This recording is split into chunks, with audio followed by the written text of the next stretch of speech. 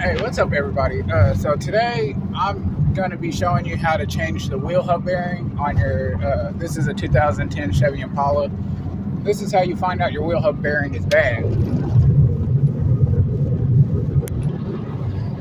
It's making like a real loud humming sound, and I've checked my tires, and I've checked my rotor, everything else, and I've dealt with several bad wheel hub bearings. And when it makes that humming sound when you're driving, and it also makes it when you're slowing down and shit like this, then that's how you can tell. I don't know if you can hear it, but I can hear it inside of the car. Like I turned off my heat, everything, so it's definitely been getting on my nerves. I bought a used wheel hub bearing from a salvage yard. I checked it, made sure it was good before I pulled it. I'm actually looking for a spot to pull over so I can do this real quick and show you guys how to do it. So give me a second. Hey, so I chose a park. So let me get this shit done real quick. I'm gonna show you guys how to do it. I don't have all the tools like mapped out, planned out, so I'm gonna be pausing you every few seconds. I gotta fix that door too. I'm gonna be pausing you every few seconds to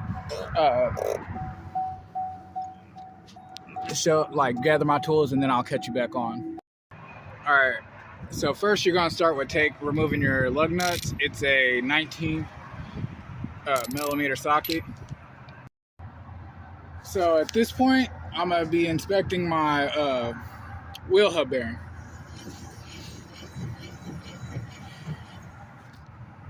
All right, so all I did was remove the 13 millimeter bolts on the backside, right here and right here on my wheel hub assembly.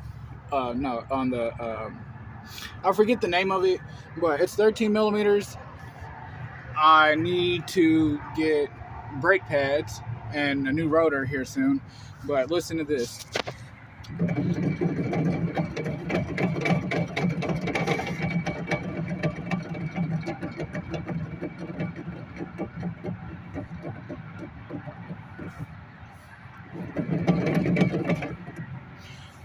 I'm going to show you the after when I get my new one put on, but that's how you know your wheel hub bearing's bad. Just take apart your entire brake assembly and just free spin it. I do need in the next couple weeks, I'm going to be doing my brakes. I need a new strut. This one gave out. How I know this one gave out? The hydraulic fluid right there, everywhere. And when I go over bumps, like a speed bump, it'll just go up and then down. It's really just this shock right here holding it, but I'll go up and then it'll just bounce down real hard. So that's how I know these are blown out. 23,000 miles. I need to do the suspension work on it, but let me get, I believe this is a T20 or T25.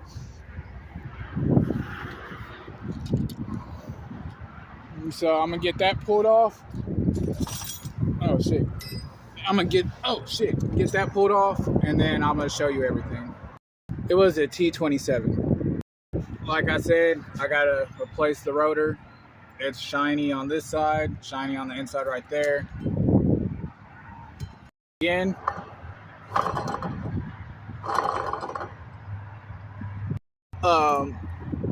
Let me line it up. You can see one bolt, 2 bolts, 3, 4, and those are 10, I believe. It is I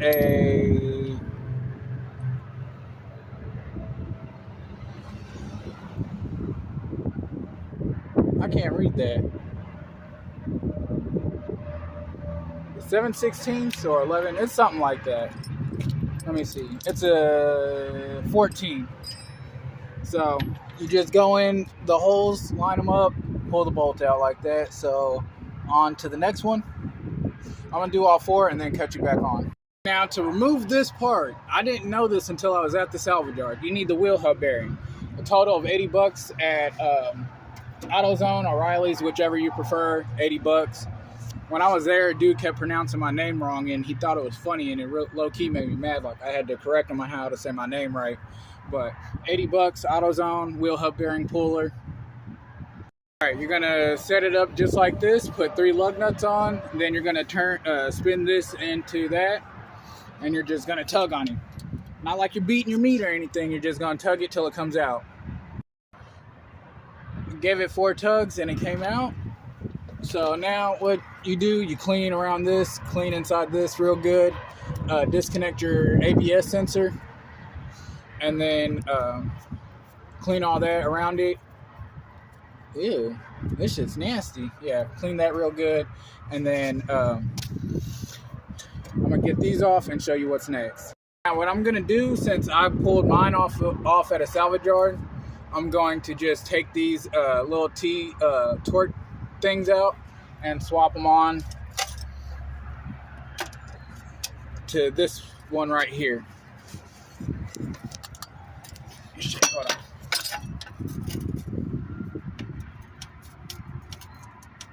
Yeah, I'm gonna just swap it on to that, so that way I don't have to try to readjust it, get it on there and all that shit. It was hell getting it off at the salvage yard, so I'm gonna just do it this way.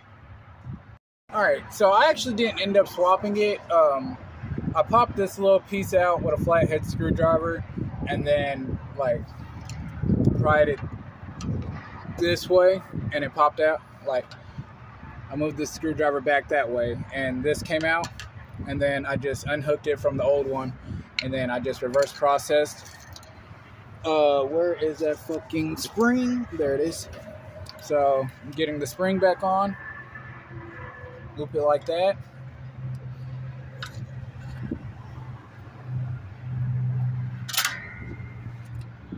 And then you just gotta fish it into this hole right here. So I need both hands to do that. So when I get done with that, I'll catch it back on.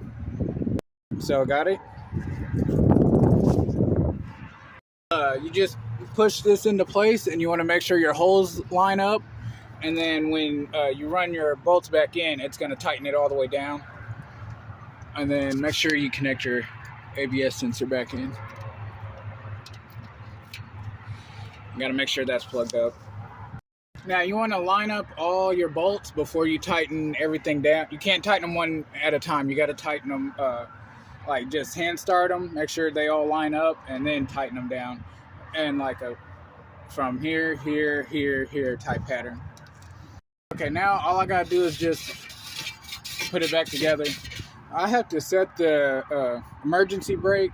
I just got to wiggle with it a few times and get it set right, because like when this is all the way down, like it's rubbing on the e-brake. So I got to figure that out, but you just put your brake assembly back together and you're good to go. I'm actually running short on time. That's why this video is so short, or I'll show you how to do everything. But I got to be at work at 3:30. It's 12:57 now. I don't know how long this is going to take to get adjusted, but maybe in my next video, when I do my brakes, I'll tell you how I got it.